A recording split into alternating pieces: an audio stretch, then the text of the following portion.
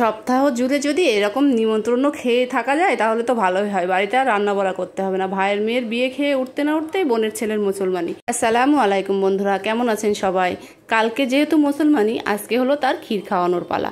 সেই জন্যে বড় এক কড়াইতে পানি, তেজপাতা, এলাচ দিয়ে, চাল দিয়ে, চিনি দিয়ে নাড়াচাড়া চলছে দ্রুত গতিতে, না হলে তলায় লেগে যাবে। রান্নার কাজে হাত দিয়েছে মা, বাবা, খালা, মামিরা। আর বিকেল রাতের বেলা খাওয়ানো হবে আইব্রো ভাত, তখন কাজে লেগে পড়বে নানির দলেরা।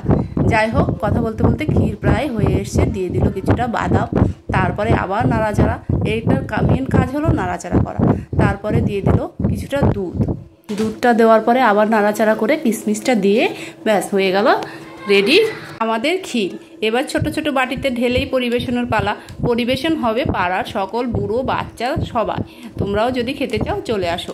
আর রাতে হচ্ছে আইব্রো ভাত, তখনও তোমাদের নিমন্ত্রণ রইল। টাটা।